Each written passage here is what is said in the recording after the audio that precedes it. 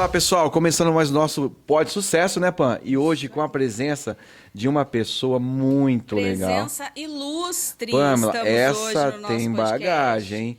Por quê? Conheço Porque muito. estou muito honrada, estou muito feliz em conseguir trazer uma mulher de tanta Difícil. fibra. Foi difícil, gente. Gente, conciliar a agenda dessa mulher foi assim, ó, missão impossível. Edição, mesmo. coloque aí missão impossível para tocar.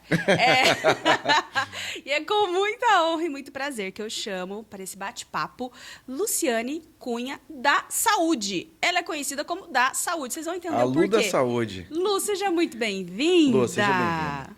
Eu que agradeço aí a oportunidade de estar aqui no podcast falando com vocês. Gilberto já conheço há bastante tempo. Não fala assim. Né? Pela idade, só saber que a gente tem bagagem. Sem revelações. Sem revelações. Só para saber que a gente tem aí um pouco de bagagem, de viver. Tem história, né? Tem história para contar. E é muito legal contar história, né? Sempre. Eu sou uma pessoa que eu gosto muito de não viver no passado, mas relembrar as vivências que a gente teve, porque elas trazem muito ensinamento pra gente. Demais, né? demais. Então, e graças a Deus eu tive momentos muito felizes. Até a vivência boa quanto a ruim, né? Os perrengues da vida, as coisas boas. Você sabe, Lu, que eu falo aqui, né, nos nossos episódios, que nós somos contadores de história. Exatamente. Então, a gente está aqui para contar histórias, e a sua história é uma história incrível, extraordinária, é uma mulher que vem, né, cuidando dos filhos, sozinha. Aqui nos bastidores a gente já conversou, tá? Mas que vem cuidando dos filhos e agora está com um novo desafio aí na política. Então, eu quero, né, entender, eu já te conheço. Então, conta aí pro pessoal como que surgiu, de onde surgiu toda essa essência, toda essa garra, toda essa força. Conta aí a sua história. Bom, na verdade surgiu assim, né? O destino dando um empurrão. Nada melhor do que aquele vai. O empurrão ou o pontapé? Pontapé. Então. Vai na marra. Vai na marra, vai na raça. Mas foi bom. Né? Sim. Foi bom porque eu comecei quando eu tinha 18 anos. Né? Na época que eu comecei na Santa Casa, em Valinhos, a gente era assim... Você tem aptidão? Você quer trabalhar? Quero. Tá, pode entrar e começar. Era desse jeito. Porque não tinha profissionais formados, não tinha toda essa estrutura que tem hoje, né? Que tem hoje. A gente, você quer aprender? É na prática. Tem predisposição? Vai. Por isso que eu falo que eu fui empurrada, mas também foi colocado pessoas no meu caminho muito boas que me ensinaram, que pegaram na minha mão. E assim, nós vamos te ensinar. Eu tinha alguns medos, alguns receios. Eu tinha medo de defunto na época. Jura? Tinha. Eu tinha medo, o primeiro defunto que eu vi, eu fiquei, assim, quilômetros de distância, só olhando. Mas aí depois isso tudo foi... A gente vai superando os medos, os receios, né? E graças a Deus eu fui estudar... Sempre teve boas pessoas que foram me encaminhando para que eu pudesse trilhar minha carreira profissional. E foi aí que eu comecei a fazer meu curso de auxiliar de enfermagem. Na época não tinha nem o curso de técnico de enfermagem. Nossa! Eu trabalhava na Santa Casa 8 horas por dia à noite e de manhã eu ia para o Senac em Campinas fazer meu curso de auxiliar de Isso na enfermagem. Santa Casa de Valinhos, né? Isso na Santa Casa de Valinhos. De Valinhos, na cidade de Valinhos. Aí depois eu fui para a prefeitura. Na Santa Casa de Valinhos eu fiquei quase 3 anos. Depois eu fui para a prefeitura, trabalhei no pronto-socorro da cidade. Foi uma experiência muito legal, mas um dia eu tive um sonho. E isso é verdade, não é brincadeira. Eu sonhei que eu estava trabalhando na Unicamp. Olha só. Eu nem conhecia, não sabia. Nossa, foi uma revelação, não foi um sonho. Foi. Aí eu falei, mas, né, aquilo era grande demais para mim. Como, né? Falei, como isso? E eu prestei o concurso. Fui eu e a Sônia Dorta. A Sônia Dorta, a gente trabalhava juntas em Valinhos, e a gente foi prestar o concurso público. E o falecido Rosinha, ele era motorista da ambulância. E ele, na verdade, ele fazia ambulância e fazia o transporte administrativo na prefeitura. E o Rosinha que trouxe pra gente a informação que a gente tinha passado no concurso. Ai, que legal. E a gente ficou super feliz, porque era Imagino. tudo que a gente queria. As duas passaram. Nós duas passamos. E nós duas fomos trabalhar na Unicamp. A Sônia, inclusive, se casou Uhum. com o Toninho, que ele trabalhava no laboratório lá, formaram família. Aham. E eu segui minha carreira profissional. Trabalhei lá 10 anos, eu fiquei por 10 anos na Unicamp. Nossa. Não, você não trabalhou, você fez uma escola, não tem Silvão, né? Porque lá é uma escola, né? Foi a escola, a base técnica. De tudo. De tudo, eu sempre falo que eu tive lá, porque eu sempre trabalhei bastante. Eu sempre fui uma pessoa que eu trabalhei muito, e sempre trabalhei em 2 empregos, 3 empregos. A enfermagem, ela sempre trabalha, minha formação é enfermeira, e a gente sempre trabalha muito. Demais. Só que pra mim, era como se eu estivesse brincando, porque era uma coisa que eu amava fazer. Eu amo, né? Sempre, na verdade, eu amo, porque uma coisa está no sangue, tá impregnado Tá na no alma. DNA, né? Então, pra mim, eu fazia aquilo brincando. Esses 5 primeiros anos da minha vida na Unicamp, eu trabalhei na enfermaria de gastrocirurgia, eu tive um aprendizado enorme. E depois eu fui fazer a faculdade. E a Unicamp dava esse horário especial pra gente, né? Então eu podia ficar durante a semana estudando e final de semana ficava trabalhando 12 horas, todo sábado, todo domingo, todo feriado. Só que era um privilégio que poucas pessoas tinham essa oportunidade de poder estudar e trabalhar, porque Sim. eu tinha que me sustentar. Minha família é humilde, minha origem é humilde. Aham. Então eu tinha que trabalhar e estudar. Mas assim, hoje eu lembro, no momento, às vezes você fala, putz, como que eu vou dar conta, né? Tudo isso. É. Mas, sabe, hoje eu lembro, assim, eu levei com tanta leveza, com tanta seriedade, mas ao mesmo tempo com leveza, porque eu estava fazendo aquilo que eu mais amava fazer. Tem uma frase, Lu, que assim, a gente usa muito, né? Quando você faz o que você gosta, você não trabalha, você Não. diverte. É isso mesmo. Entendeu? Você diverte. E era isso que acontecia comigo. Porque eu podia aprender, eu pude me conectar com pessoas de vários níveis de conhecimento socioeconômico. E isso me propiciou tanto conhecimento, amizades que eu carrego até hoje. Sim. Olha, fazem 38 anos que eu estou na área da saúde já. Tá vendo, gente? Não é pouco tempo, Só não, isso, hein? Só isso. É bastante tempo. Eu me baseio pela idade, porque eu tive o Guilherme, meu filho mais velho, que está com 38 anos. E assim, ele acabou de nascer, eu acabei pisando no hospital. Eu entrei no hospital. Então, assim, já são 38 anos de estrada na saúde, né? Trabalhando no muito SUS. tempo. São 38 anos de SUS. Você fala com propriedade, você sabe o que é a máquina funcionando, né? Sei. Eu conheço ela e é engraçado isso, porque assim, vem de encontro com aquilo que eu acredito. Eu Sim. sou uma pessoa que para eu fazer, eu tenho que conhecer e saber como faz. Sim. Eu não sou o tipo de pessoa que ocupa um cargo de liderança sem conhecer o que está acontecendo aqui embaixo. Então, eu comecei de baixo. Eu comecei dando banho, eu comecei fazendo curativo, vendo os defuntos, fazendo barba em defunto. Eu comecei Fazendo barba em defunto é Gente, osso, hein? eu vou colocar um parênteses aqui, porque a fala da Lu é de extrema importância. Por quê? Hoje, Lu, eu vejo assim, de forma mais próxima, pessoas nessa mesma área sua da saúde que não estão dispostas a construírem essa carreira, né? Então, por quê? Eu sou formada, eu tenho faculdade, fiz faculdade em tal lugar, já fiz isso, já fiz aquilo. Por que que eu tenho que entender mais do meu paciente? Por que que eu tenho que estar mais próxima? Por que que eu tenho que entender como é um banho, como é o dia a dia dentro de um quarto de um paciente? E não é à toa, gente, que ela está falando aqui que ela tem 38 anos, né, nessa área, e ela é uma referência no que ela faz, porque ela esteve disposta a passar por todo o processo. Construir né? tijolo não dá por pra tijolo, pular né? o processo. E tem pessoas que não estão dispostas a. No meu entendimento, isso é de extrema importância.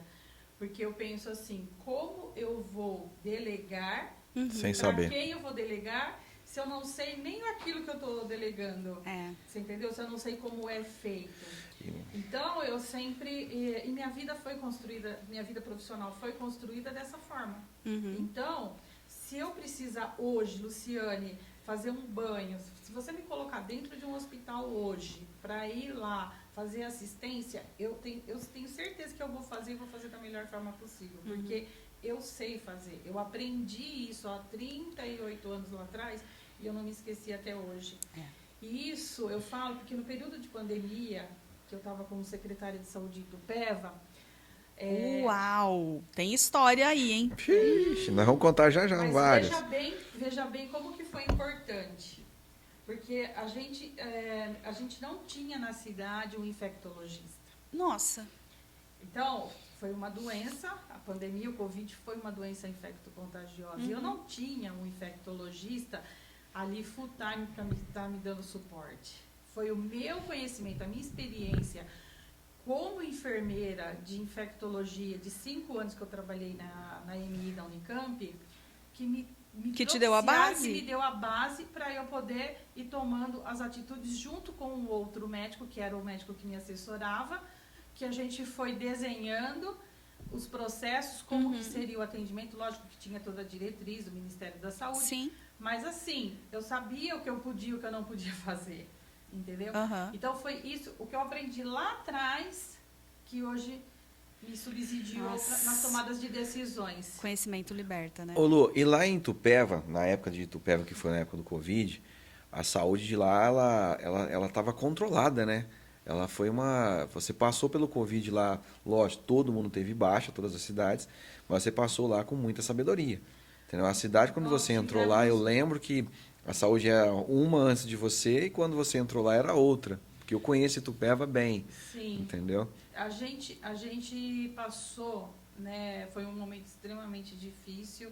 A gente se sensibilizou, a gente acompanhou as famílias, o desespero da população, o ser humano, ele é assim, né? Ele é quando ele se sente acuado, quando ele se sente vulnerável, né? Ele fica amedrontado, ele entra em desespero. Sim. E a pandemia foi uma situação que não foi diferente no mundo inteiro e não foi diferente em Itupeva, não foi diferente em Valinhos, embora eu estivesse como secretária de saúde num outro município, mas eu era do mesmo grupo, que na época a Karina era secretária de saúde em Valinhos, e a gente fazia parte do mesmo grupo da DRS 7, que é do Distrito Regional do Estado. Então, a gente estava sempre interagindo.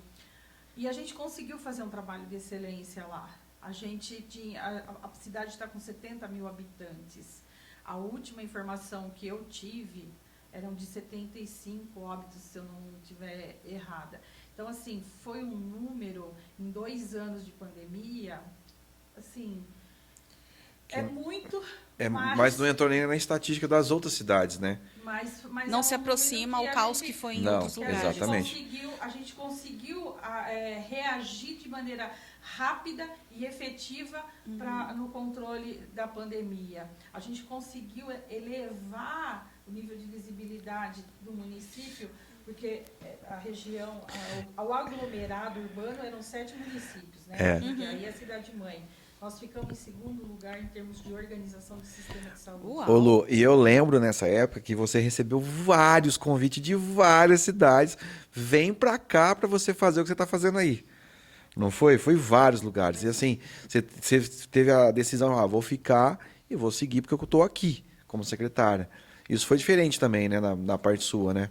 Tinha um comprometimento, né, Sim. embora eu não tivesse, eu cheguei na cidade por uma indicação, Sim. né, do assessor do prefeito na época, mas a partir do momento que eu assumi esse compromisso, eu não podia largar. Não tem como voltar no meio atrás, do caminho, no né? meio do caminho e falar assim, agora, olha... Fiquem aí que estou indo. Não, mas o que é legal é que, assim, que as pessoas que estavam nas outras cidades também viram isso na Lu, né?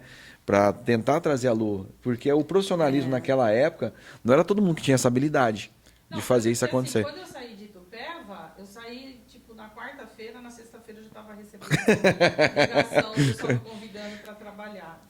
Sem brincadeira, sem modéstia nenhuma. Não, é verdade, isso eu sei. Falando isso para pra me engrandecer, não. Eu tô falando isso porque realmente foi... Que é o seu trabalho. Eu fiquei assim, falei, calma, eu nem respirei. Nem saí de férias ainda. Eu falei, nem respirei ainda. O bom trabalho devolve. Mas já tinha gente me ligando e falando, não, eu tô ligando porque eu sei que logo você vai receber outras ligações e eu quero ser prioritário. Eu quero ser o primeiro. Pra você. Deixa eu me antecipar. Coloca eu na lista aí, ó. Foi exatamente isso que eu ouvi, entendeu? De um médico amigo meu, inclusive. Mas assim, a gente, quando você lida com vidas, eu penso que você tem que ter muita seriedade no que você faz. 100%. Tem que ter muita seriedade. A vida das pessoas. Nós que somos da área da saúde, a gente vê isso diariamente, constantemente. A pessoa chega ali para você doente, ela está vulnerável. Sim. E ela está à sua mercê. Sim. Entendeu? Ou você realmente faz aquilo que você fez lá o juramento, né? Que você E leva a faz, sério, e né? leva a sério, ou a pessoa vai sair dali, não vai ser atendida, você entendeu? E daqui a pouco ela vai voltar, e daqui a pouco ela volta, e tudo isso é custo, né? Sim. Tem a parte humana, que a gente tem que ter essa responsabilidade, tem a parte de custo, para que a gente também possa continuar fazendo um serviço de qualidade, devolvendo esse serviço para a população com qualidade. Ô Lu, isso que você falou, a gente vivencia no nosso escritório, né? No nosso convênio, lá na parte do agendamento. Quando a pessoa faz a ligação para a gente poder fazer agendar consulta para o hospital, para qualquer coisa que seja na parte da saúde, a pessoa está extremamente estressada, brava, ela está toda emputecida. Então, assim, o que a Pamela treina na nossa equipe é o seguinte, viu? Estejam preparados para dar o melhor atendimento para essas pessoas. Por quê? Tem que ter carinho, tem que ter habilidade, tem que ter empatia com a pessoa, paciência com a pessoa, porque ela está num momento que ela está sentindo dor, o filho está sentindo dor, e aí você tem que transformar isso em agilidade para agendar essa consulta rápida e fazer essa consulta acontecer, exame acontecer. Eu falo desde a época de faculdade, eu falo para as pessoas que trabalhar na área da saúde, essencialmente saúde, você tem que ter consigo a seguinte frase: ele pode não ser o amor da sua vida, mas é o amor da vida de alguém. Essa frase é boa. É o amor da vida de alguém. Eu tenho uma história dessa na PUC. Quando eu comecei a trabalhar no hospital da PUC, o hospital da PUC, ele é um hospital onde os médicos, né, os alunos de medicina têm um poder aquisitivo diferenciado. Altíssimo. Né? E eu lembro de um senhor que tinha um câncer de cabeça e pescoço. Eu estou falando com vocês, essas coisas são coisas que vêm para marcar a vida da gente. Sim. E era um senhorzinho já de idade, e um residente, uma graça de menino, assim, super gente boa. O paciente não estava legal, e ele veio falar comigo, que eu era enfermeira da enfermaria de cirurgia, né? Se não seria o caso de entrar com cuidados paliativos. E na época isso ainda não estava muito bem elaborado, como seria conduzido dentro da saúde. E ele tomou uma atitude que eu, na época, eu fiquei assim, brava, né? Chamei ele de canto e falei para ele, doutor, eu vou só te falar uma coisa, bem séria assim. Falei para ele, para você, ele é um velho, ele é mais um aqui na enfermaria. Mas não se esqueça que ele é o avô e é o pai de alguém que estava fora esperando. A hora que a família chegar, ela quer encontrar ele aqui. Não importa se ele vai estar ruim, se ele vai estar bom, de que jeito ele vai estar. Eles querem ver. E se, né, a gente sabe que ele iria falecer pelas condições, que é um câncer de cabeça e pescoço, é um câncer agressivo, a família precisa desse preparo. Sim. E a gente tem que começar a fazer esse trabalho. É um assunto chato, é um assunto desagradável. Delicado, né? Delicado, mas tem que fazer. Sim. A gente tem que fazer. Isso é a parte, né, assim, dolorosa que a gente vivencia no dia a dia. Porque, na verdade, a saúde ela é um carrossel de emoções. Você está dentro de um hospital, você tem a ala da maternidade, que tem gente nascendo, está todo mundo alegre, feliz, e se você tem a ala do oncologia, que está morrendo, né, já fez o percurso dele, agora está indo embora. Então você vive diariamente a emoção do 880. Você vai de momentos de alegria para momentos de extrema tristeza, com as situações que você vai vivenciando das famílias. E isso vai trazendo para nós, profissionais da saúde, um grande aprendizado. Sim. Né? Eu costumo falar que eu sou o que eu sou hoje, que foi as experiências e as vivências que na minha vida profissional eu fui tendo, porque foram situações marcantes que foram acontecendo, que foi ajudando na formação do meu caráter, da minha visão de mundo, na visão de família, de amizades, de como conduzir a minha vida pessoal, profissional. Então, assim, são inúmeras as experiências, as pessoas que a gente cria referências, né? Aquilo que eu quero ser e aquilo que eu não quero ser. Quando eu crescer, eu costumo brincar dessa forma.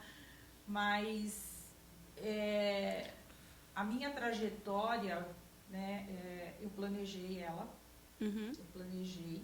Chegou, quando eu estava trabalhando na PUC, chegou um momento que eu era professora universitária, nós implantamos a residência de enfermagem dentro do hospital. Que legal. Foi uma experiência também muito bom. Bem legal. Extraordinário. Tem gente que vai falar assim, mas o que é residência de enfermagem? Nem sabe, só tem residência médica. Existe a residência de enfermagem também. A enfermeira trabalha pra caramba. Então, e é extremamente importante a residência. Ela precisa estudar, ela precisa se qualificar. Só que naquele momento, eu tinha que decidir para que lado eu ia seguir. Eu ia ser professora ou eu ia ser uma gestora? Falei, não, o meu perfil é mais para gestão. Né? Eu gosto de ensinar, gosto. E o dilema foi, mas eu gosto de ensinar, mas aí se eu for fazer gestão, eu vou ter que tomar outras decisões. Só que o gestor ele atual, também ensina. Ele tem que ensinar. O tempo ele leciona. todo. O gestor leciona. O tempo todo. Ele tem que... Porque aí eu fui fazer gestão estratégica de pessoas, né? Fui procurar estudar para entender um pouco mais as pessoas. E não é fácil, né, Lu? Entender a cabeça da Pamela, entender a cabeça do Gilberto. Nossa, né? E é assim, é extremamente dinâmico, né? Porque você lida com pessoas... De 8 a 80. De 8 a 80, de 8 a 80. vários níveis de entendimento, de espiritualidade evoluída e não evoluída. Enfim, e aí você tem que... A gente, quando está no papel de liderança, a gente tem que saber administrar tudo isso. Né? Mas a PUC me trouxe essa vivência. Uma baita bagagem, né? Inexplicável. Que top, Lu. É maravilhoso, porque assim... Foi quase 11 anos de vivência lá dentro, passando por reestruturação, reformulação, o hospital, ele mudou a cara. Hoje, a PUC, ela sempre foi referência, mas... Não, é um baita de um hospital em Campinas, né? Não, Pelo amor de Deus, tenho que falar. Essencial. Essencial O mesmo. atendimento deles é essencial. Não, é um fato. Fantástico, entendeu? Então, foi na formação profissional, na formação pessoal... assim, transformou a gente. Eu particularmente, sofri uma transformação pessoal muito grande, muito importante. Tá? A gente também lá tem as diretrizes, tem um pouco da política, da religião, né, da Igreja Católica, porque é uma instituição católica. Então, assim, a postura, a vestimenta, a forma de abordagem, a forma de posicionamento, tudo, conhecimento...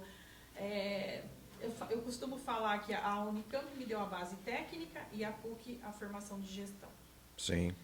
E aí, com isso, eu comecei a sair, quando eu saí de lá, né? Eu falei, agora eu vou poder trabalhar nas prefeituras, que eu queria, mas eu tinha um pouco de insegurança. E eu também achava assim, sabe? Nossa, o mundo é tão grande, né? Não é possível... eu me subestimava. Sendo sincera, eu subestimava. Como pode uma mulher que rompeu com tantas coisas subestimar o próprio potencial? Porque você vê o mundo funcionando e aí você fala, está funcionando de alguma forma, as pessoas estão, né, buscando conhecimento. E aí quando eu saí de lá, que eu comecei a ir conhecer a região, conhecer em prefeitura, em hospital, que as pessoas chamavam a gente para implantar projeto. Porque eu tive, assim, aprendi várias coisas, né, quando eu trabalhei no Celso Pierro. E aí você foi vendo custo. Na época, ninguém falava de custo na área da saúde. Você não se deparava com números, né? Não. Era só o atendimento e o tratamento. Era só o atendimento. E aí, os hospitais, né, aquele sufoco para se manter. Sim. E a gente teve uma escola, a gente aprendeu na raça ali como fazer custo, como olhar, priorizar o que era importante e o que não era, entendeu? O que dava, enfim, para ser feito. E aí eu comecei a rodar e ver, falei, não, peraí, eu acho que eu posso contribuir de alguma forma. Falei, eu tenho, conhece, aqui eu posso ajudar, isso aqui eu posso ajudar. E aí eu fui trabalhando, trabalhei na prefeitura de Sumaré, também caí de paraquedas, ó. Eu costumo falar isso, por que eu caí de paraquedas? Porque o pessoal, uma empresa do terceiro setor entrou lá e precisava de um gestor. Uhum. E eu estava com a minha viagem programada para Londres. Olha que beleza. Que eu ia fazer o inglês. Uhum. Eu falei, eu não posso ir. Eu não posso ir. Não, mas nós estamos precisando. Falei, por 3 meses. Falei, tá bom, 3 meses eu vou. 3 meses. Ficou quanto tempo? 4 anos. Nossa! De 3 meses para 4 anos. Era para ter ficado mais. Só que aí eu tinha já assumido outro compromisso e eu falei, né, quando você assume compromisso é duro você voltar atrás. Mas aí eu fui para Londres, fiquei os 3 meses, fui para Londres, fiz meu intercâmbio, fui estudar, fui conhecer outros países, né? Conheci Paris, França, Amsterdã, conheci Londres, estudei o inglês, foi assim uma vivência. Nossa, inglês britânico.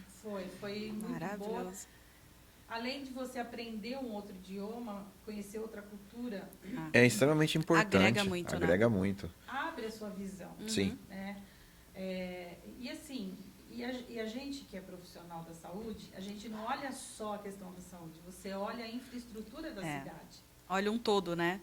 Você começa olha a entender. Todo, por quê? Porque a saúde ela é um departamento que ela se relaciona com tudo. Tudo estoura na saúde. Se eu tomar uma água que me fizer mal, eu vou parar no hospital. Se você comer um alimento contaminado, tudo estoura na saúde. Se você estiver andando na rua e sofrer um acidente, saúde. Se a parte de mobilidade urbana da cidade não é legal, é a saúde da pessoa. Não, tudo estoura na saúde. Tudo estoura na saúde. Vai aumentar. Se a parte do esporte não está adequada, vai ter lesão, saúde. Se o cidadão não pratica esporte, ele vai cair aonde? Com dor articular, dor muscular. Eu falo que no cenário político a saúde ela é o pilar central, né? E aí vem todos os outros setores ali, todos são importantes, mas ela é o central. Tudo vai ali. É o central e quase todos os lugares têm problema, né? Quase todas as cidades têm problema. Sim. Ô Lu, eu me deparei com você em Mojimirim. Encontrei com ela, Pamela, naquela vez que a gente foi fazer a implantação de Mirandópolis, que é muito longe daqui. Muito, gente. É o fim do mundo. Não desmerecendo a cidade, pelo amor de Deus, a cidade lá é top. Mas é muito longe. É muito longe. Do lado de Araçatuba, quase divisa com o Mato Grosso lá, meu pai do céu, Andradina. Foram projetos que eu fui implantar, né? Aqui em Mojimirim, eu vim implantar a Medicor, né? Que é uma clínica popular. Hoje ela já tomou outras características. Mas Mojimirim, você trabalhou também na Santa Casa de Mojimirim, não trabalhou? Na Santa Casa de Mojimirim eu vim para fazer assessoria, né? Para ajudar na época o provedor a reestruturar, a reorganizar. Fiquei um tempo aí. Sim. Né? Na Santa Casa. Aí depois a gente veio para montar... E depois Mirandópolis você foi fazer o quê? Implantar outra clínica lá também, né? Lá eu fiquei um ano, onde a gente fazia os atendimentos. Que a gente se encontrou lá, né? Que a gente se deparamos lá, a gente fazendo implantação e fazendo as coisas acontecer. Um ano de cirurgia... De catarata? Nossa. A gente fez mais de 200 cirurgias de catarata, muito bem sucedidas, não tivemos nenhum caso com infecção. Foi que assim, benção. Foi sucesso, né? Total. Foi um sucesso. Foi um sucesso que legal. Total. Ver os pacientinhos saindo da sala de cirurgia já enxergando. Teve uma senhorinha que enxergou o neto, a hora que ela saiu. Nossa, é muito emocionante. É cada história, né? É satisfatório, né? Ai, que delícia. Você fala assim, você tem que estar ali vivenciando e ver que aquilo Porque às vezes você fala essas coisas, as pessoas falam assim, mas será? É. Tem que vivenciar e ver a hora que você vê. É por isso que eu acordo todos os dias, eu faço minhas orações, eu agradeço a Deus por estar acordando com saúde, porque se você tem saúde, você tem tudo. Então, eu agradeço a Deus por enxergar, por poder caminhar, me deslocar, sabe?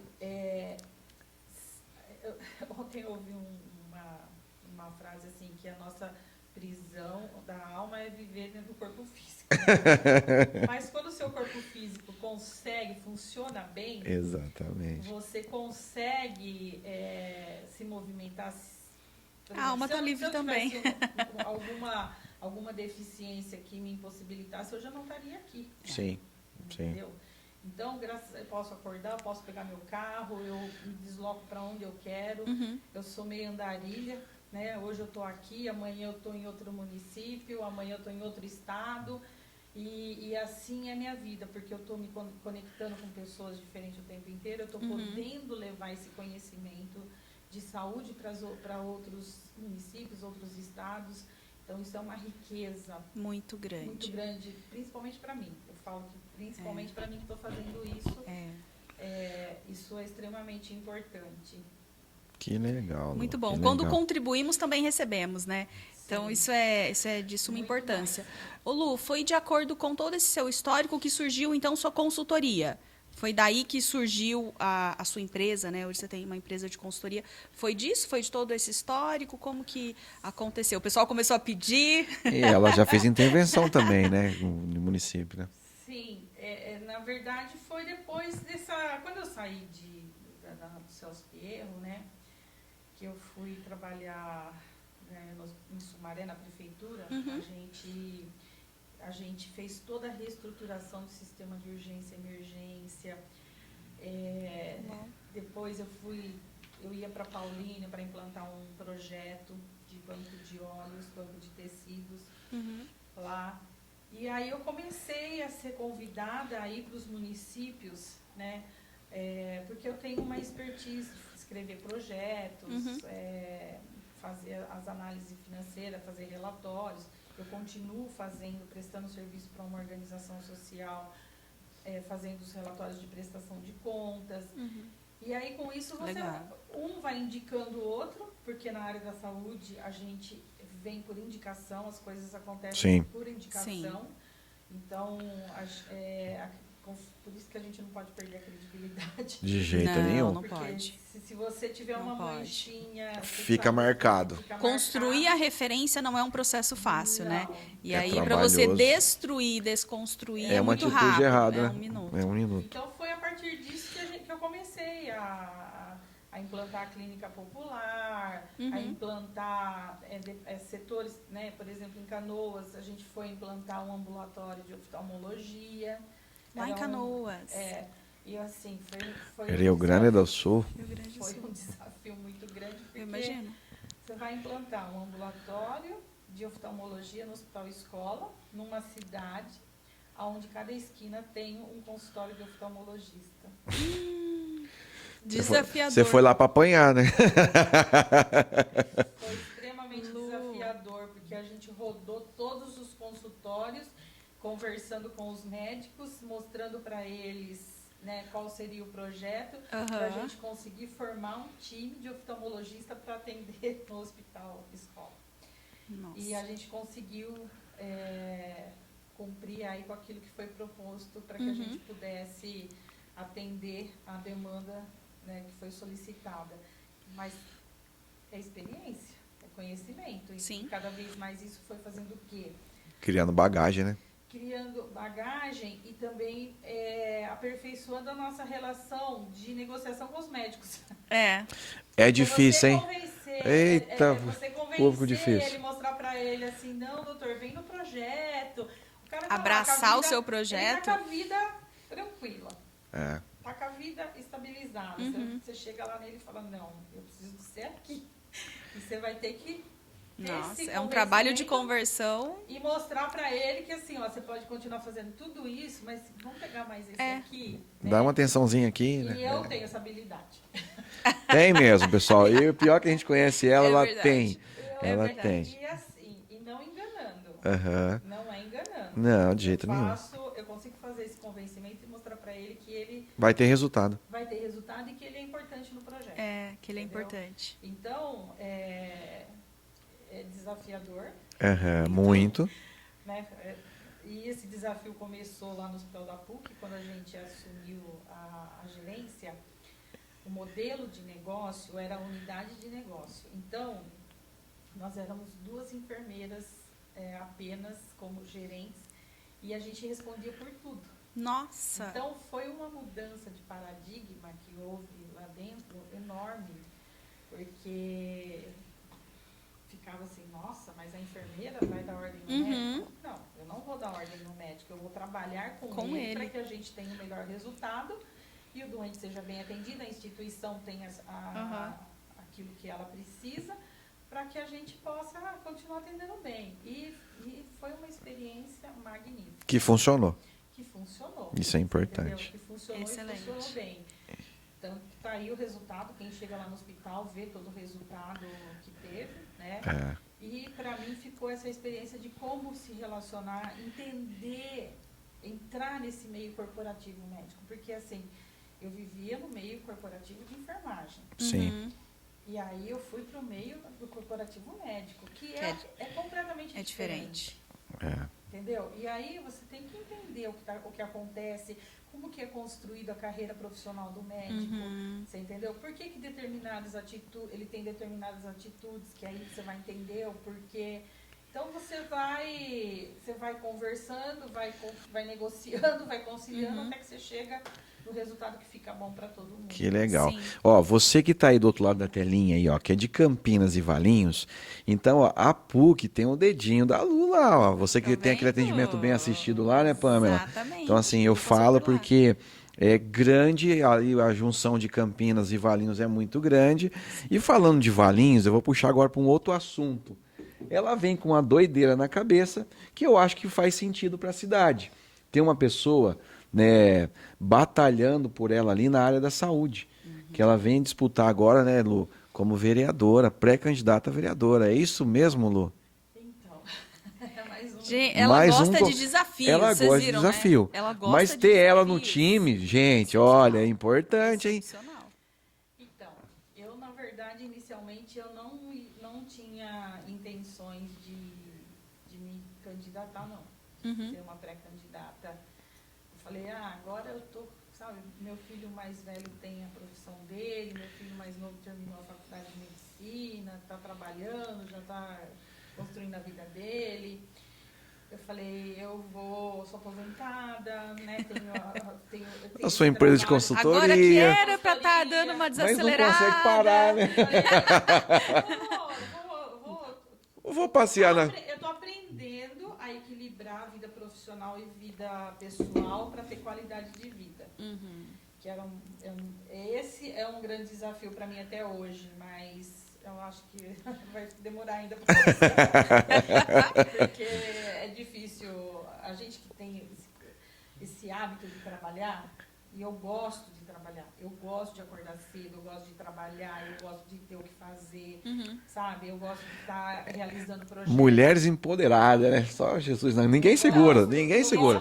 Não segura. Eu gosto da entrega Sim. daquilo que foi Proposto. solicitado, Também gosto. Entendeu? É do meu perfil isso. E aí, conversando, fui recebendo alguns convites, né, para poder estar participando do processo político dentro da cidade. Aí eu falei, ai meu Deus, e agora, hein? Falei, vou, não vou? Eu falei, vou. Isso é culpa do Camilo, que é um amigo meu que está na política. Ficou ali buzinando na orelha, vamos. Essa culpa é sua, você vai carregar essa culpa. Mas a gente se conhece há muito tempo, né? E aí eu falei, vou.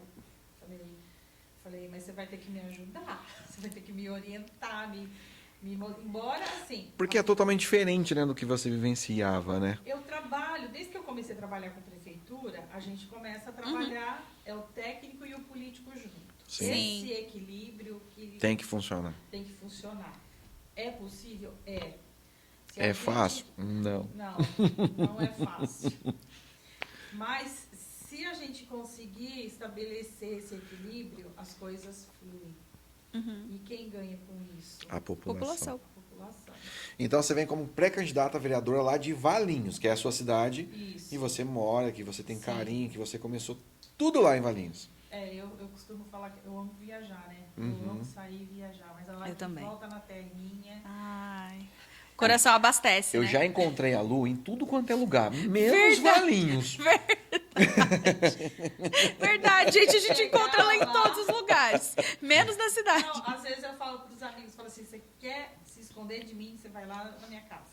Ela não para, Você né? fica lá no meu apartamento, lá escondidinho, que eu falei, dificilmente a gente vai se encontrar.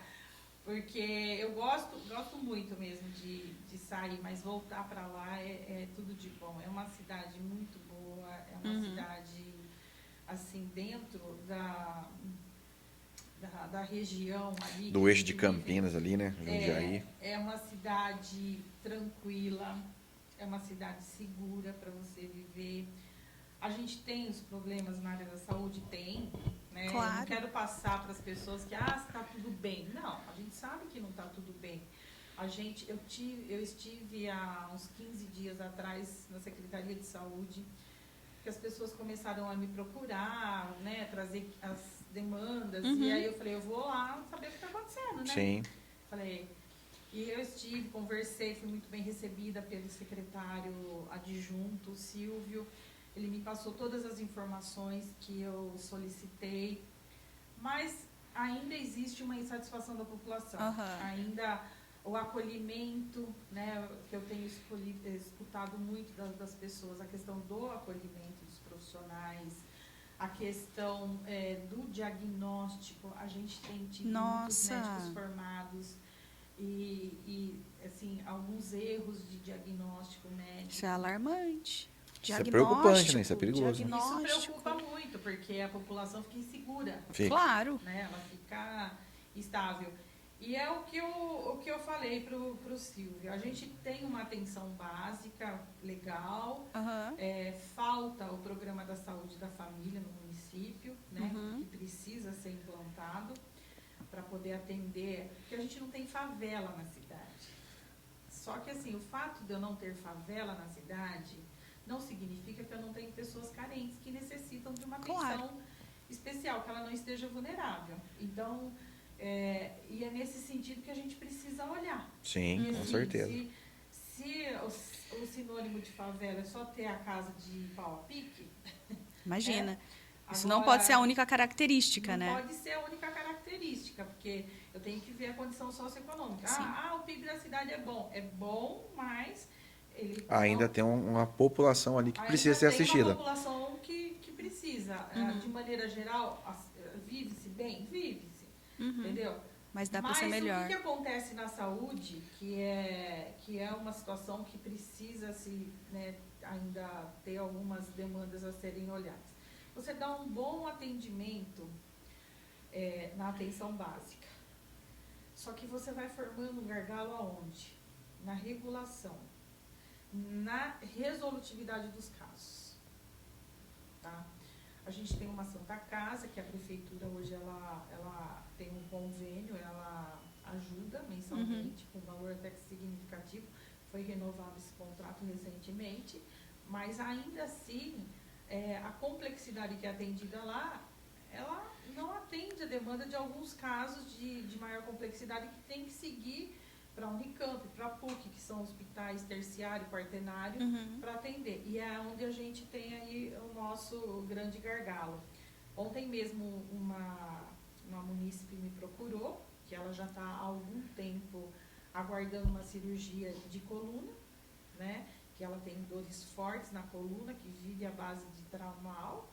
Nossa. E que não chama-se, uma fila que não anda. A fila não anda, né? A fila não Fica uma anda. demanda reprimida muito grande, né, Luciano? Então, são essas estruturas que a gente precisa olhar, né? Buscar meios para poder resolver, porque embora Valinhos também o maior número de população registrado dependente, de SUS dependente, não é um número alto, mas tem. Mas tem. E se tem, a gente tem que dar conta e a gente tem que estar aí, independente de quem vai estar no executivo, a gente tem que estar auxiliando para Então, resolver. isso foi um dos motivos que te despertou também para estar podendo ajudar a cidade. Até porque você tem um conhecimento técnico, só um pouquinho de você falar, né? Para qualquer pessoa que estiver nos assistindo aí. É Ó, só 38 anos. Só 38 anos. Eu acho Só que é um 38 momento anos. muito importante para você poder ajudar realmente sua cidade lá. É isso mesmo, Lu. Tem que cair de cabeça. Eu me sinto preparada. E quando Exatamente. eu falo essas coisas, eu não quero que as pessoas entendam que eu estou sendo... Soberba, Não, né? mas não, isso não passa essa sensação, não. É conhecimento. Eu tenho esse conhecimento. Sim. Eu tenho É esse propriedade. preparo, eu tenho. É propriedade. Eu tenho essa predisposição. Eu vejo que tem coisas que dá para ser melhorada no processo de atendimento do munícipe, na resolução dos casos, né?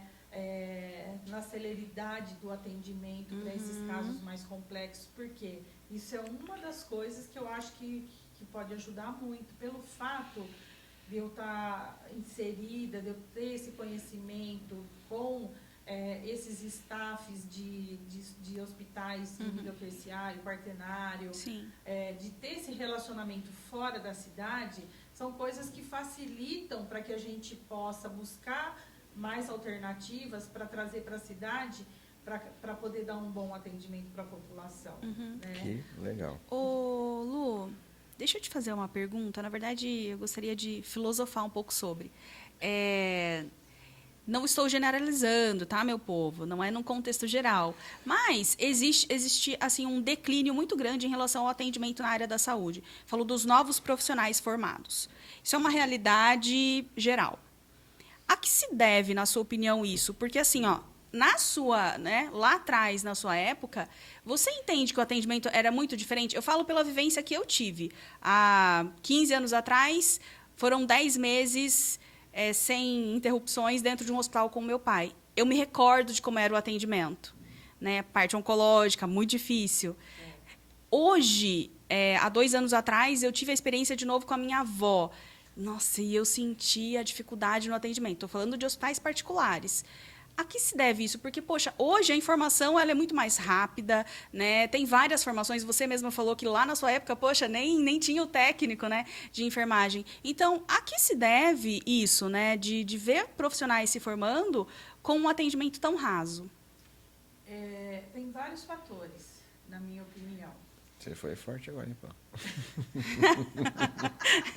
Vai lá, Lu. Responde essa para nós. Muito boa. Não, mas Muitas pessoas querem saber a resposta disso. E é uma coisa que, assim, eu ouço isso em todos os municípios que eu vou, porque eu acho que a questão da vocação é um fator, tá? Importante isso. Quando o Júlio nasceu, há 27 anos atrás, eu estava trabalhando na Unicamp ainda. E foi o último curso de técnico de enfermagem que a Unicamp fez lá, e meu ex-marido, na época, fez esse curso lá, o Carlos. E aí, eu lembro que teve, assim, uma migração de pessoas de outros segmentos para a área da saúde. Mas por quê? Porque eu amo cuidar do ser humano? Não. Porque o salário era bom na época. Porque a diferença... a enfermagem trabalha 30 horas semanais, ganha X. Eu tinha que trabalhar 40 horas semanais, ganhando ou Y. mais ganhando Y, que eu não conseguia sobreviver. E eu trabalhando na enfermagem, eu conseguiria fazer 2 empregos. Trabalhar 12 horas por dia e ter uma renda legal. Então, isso foi um fator bastante importante. Outro fator, custo. Né? Os hospitais, hoje, eles lutam muito para sobreviver, porque o custo da saúde ela é alta. Sim. Ela é muito alta, o custo da saúde. Acaba sucateando a mão de obra. E aí, acaba-se que acaba reduzindo, os hospitais têm que fazer aquelas benditas, né, estratégias de readequação, de quadro de pessoal, de material, enfim. E aí, acaba reduzindo o número de pessoas dentro do trabalho. Sim. Aí você pega a parte de saúde ocupacional do trabalhador da saúde. Eu tinha amigas que trabalhavam na Unicamp também, foram coisas marcantes que eu vi, que, assim, problemas seríssimos de coluna. que a pessoa ela não conseguia andar.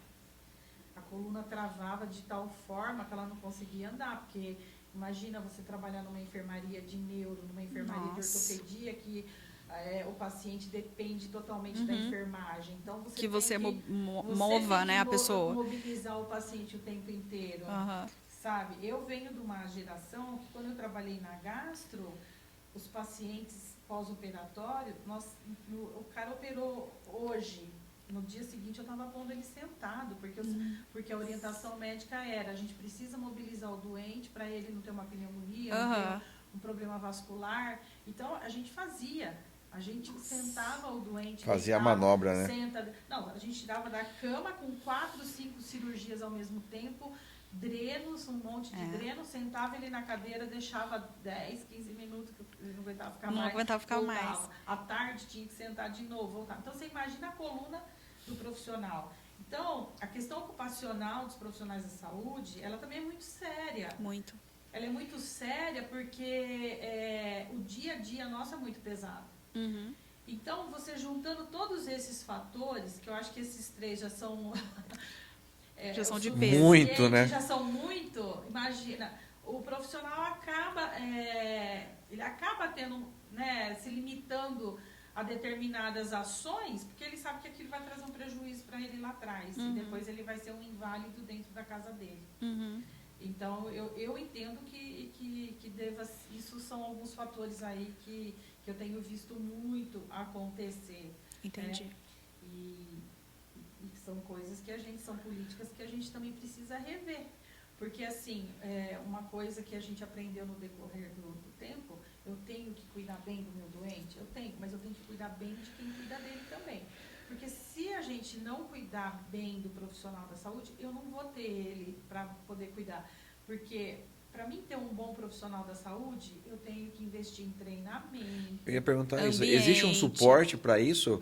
Para o profissional que está ali no dia a dia, tipo psicológico, Tem. né? Ah, não. Psicológico, ele tem que pagar desembolsado muito tempo. Mas era importante ter, não era? Era. De suma importância. Entendeu?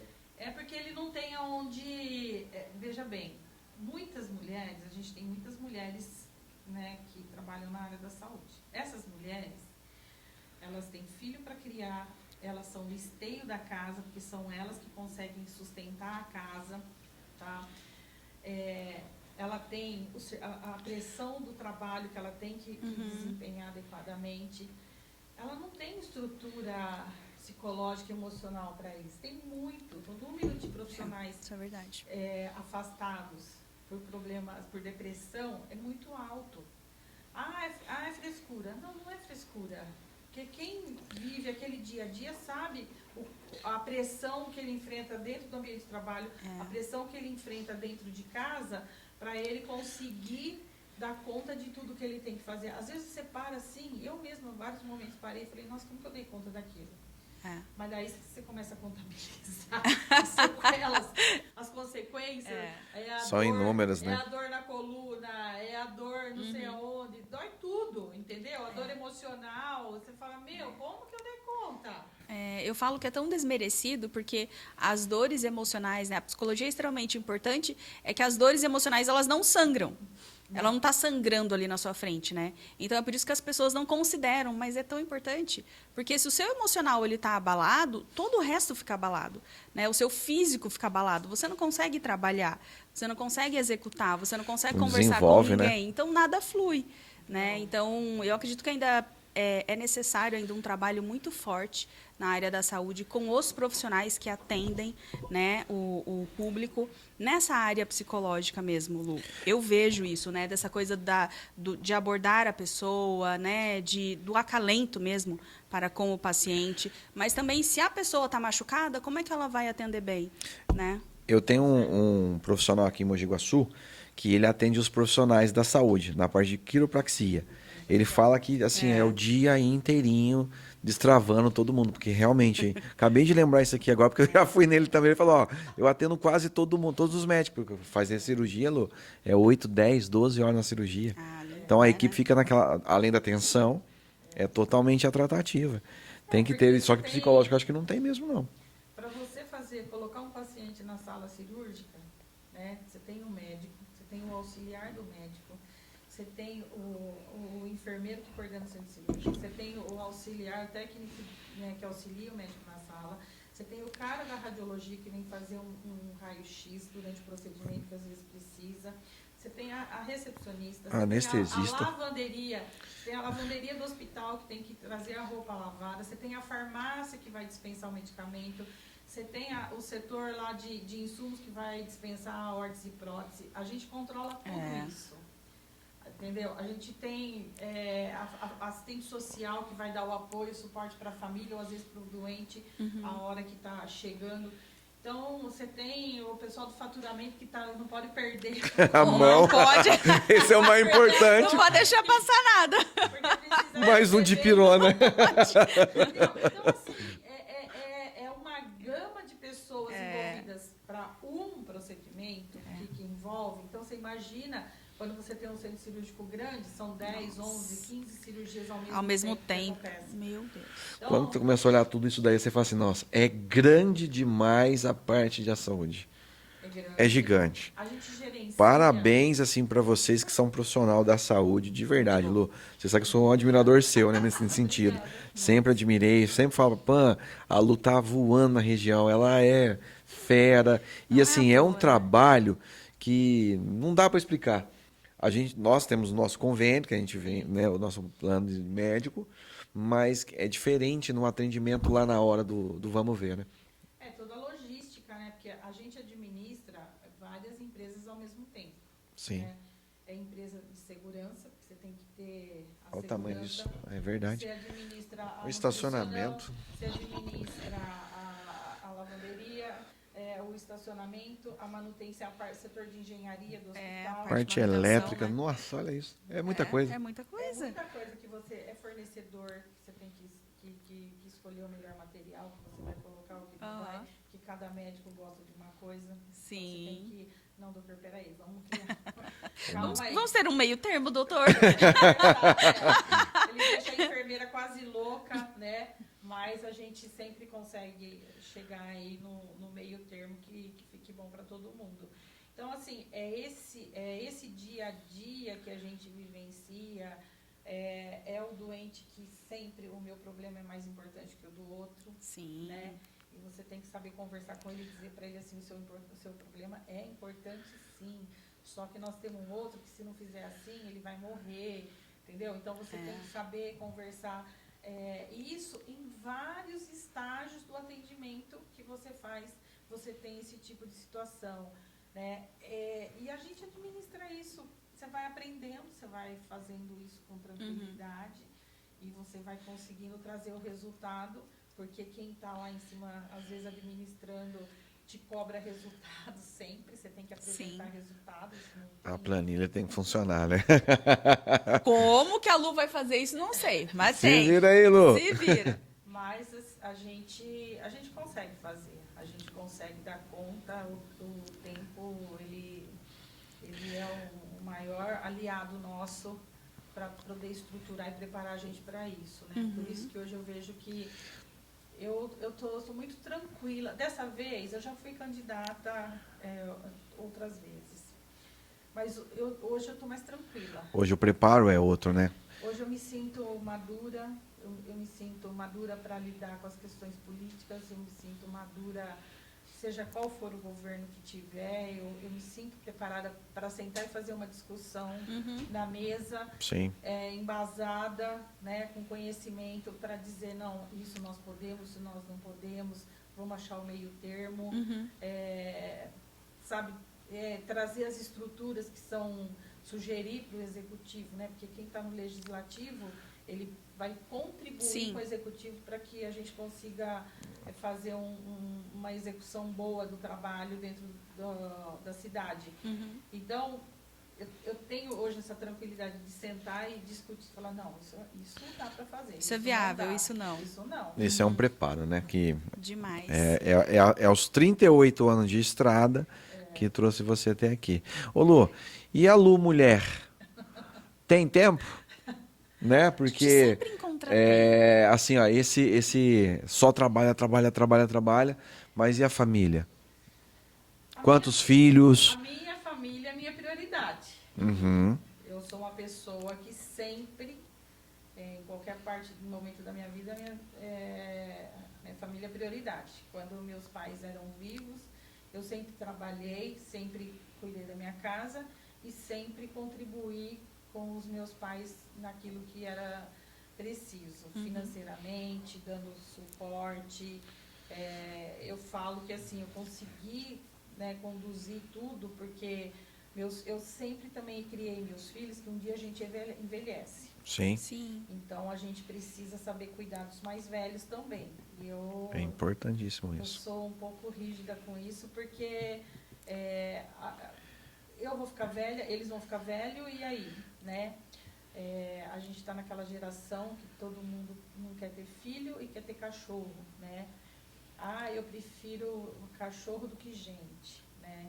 Tudo bem, é uma opção sua, mas não se esqueça que um não substitui o outro, Sim. né? Meu filho tem 5 Shih Tzu. Ele gosta, né?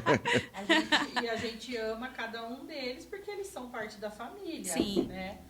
Mas eu não chamo de meus netos porque os meus netos vão ter 2 pernas, não 4 patas. Né? Uhum. Eu quero ter meu netinho que fala, que ri, que brinca. Eu não tenho hoje nenhum neto, né?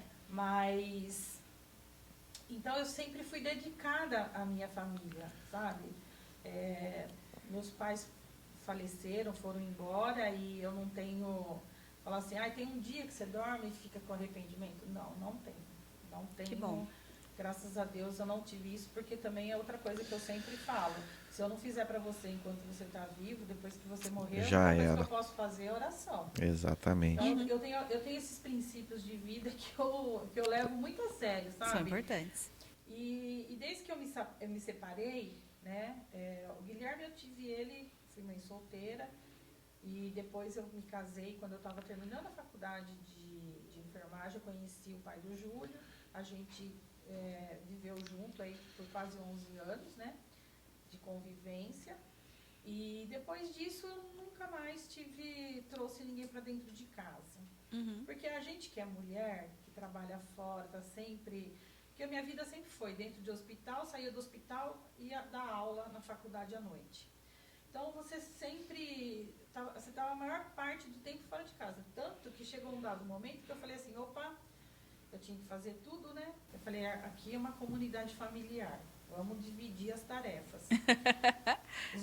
O Guilherme e o Júlio sabem cozinhar, eles sabem cuidar de uma casa, se virar. Uhum. Eu falei, gente, eu preciso de ajuda. Sozinha Claro. não dou conta.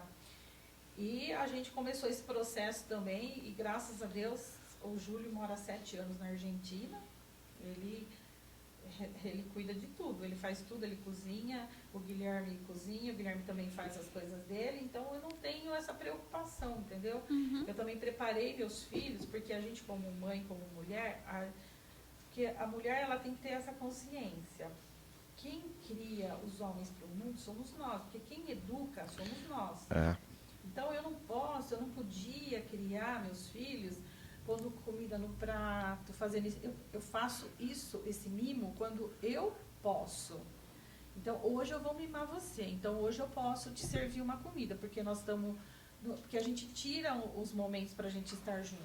A gente tem os momentos que a gente gosta de estar juntos, de estar só nós. Então, esse é o momento de eu mimar, é o momento de eu cozinhar para eles, é o momento que eu vou cuidar deles como eu entendo que deve ser cuidado.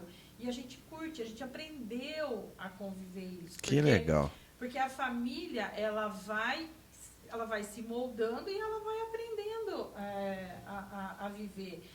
E a gente tomou consciência, né, de qual era a nossa dinâmica familiar e como a gente tinha que fazer para não sobrecarregar ninguém e viver de uma maneira harmônica. E é Muito dessa bom. forma que a gente vive, porque eu sempre falei para os meninos, olha, só tem vocês 2 de irmãos. Não dá para brigar.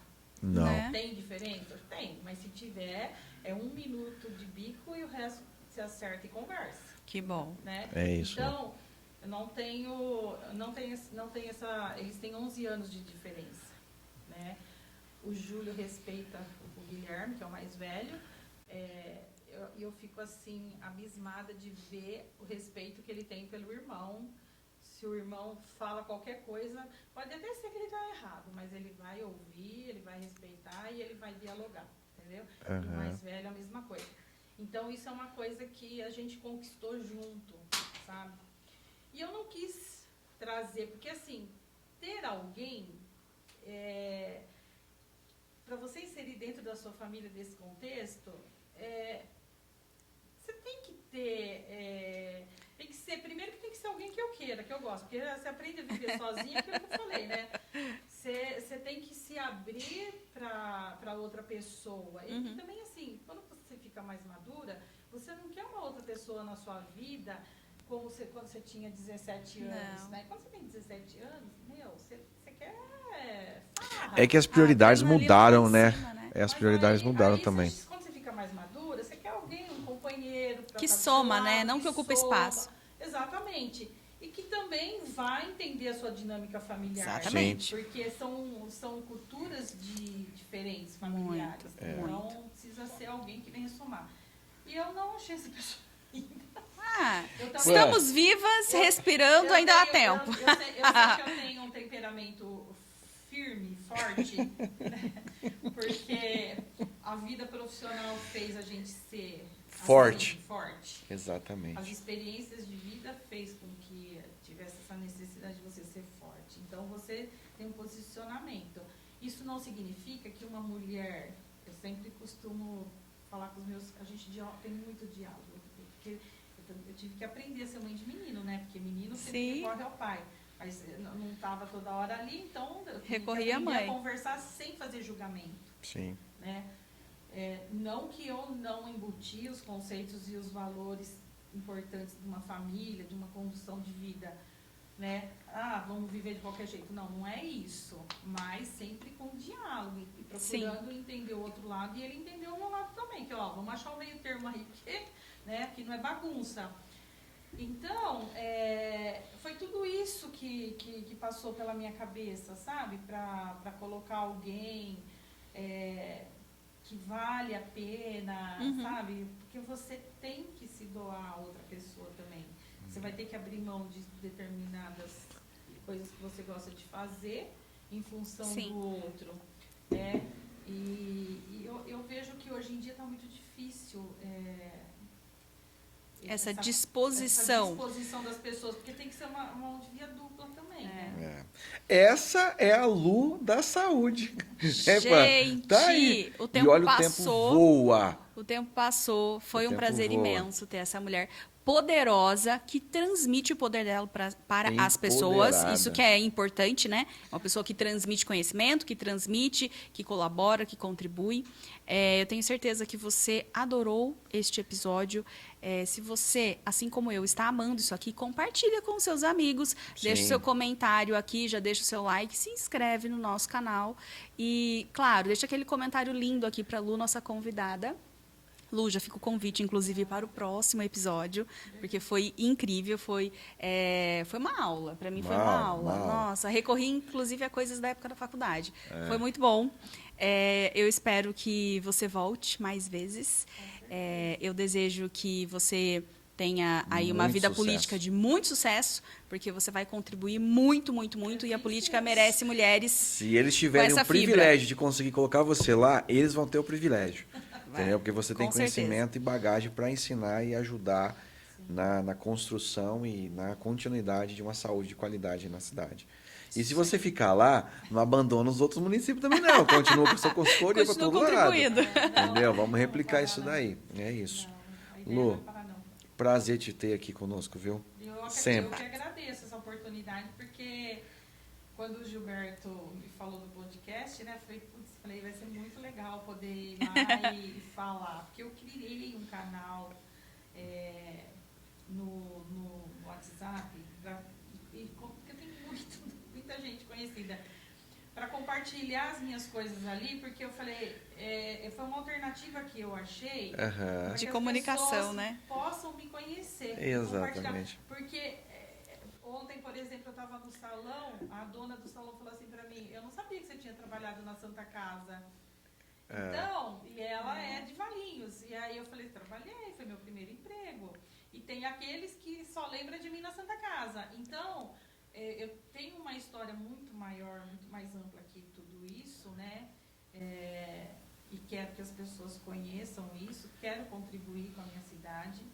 Eu gostaria muito, né, que as pessoas me conhecessem um pouco mais e que façam o seu julgamento. É isso. Aí a decisão é delas. É da 100%. população.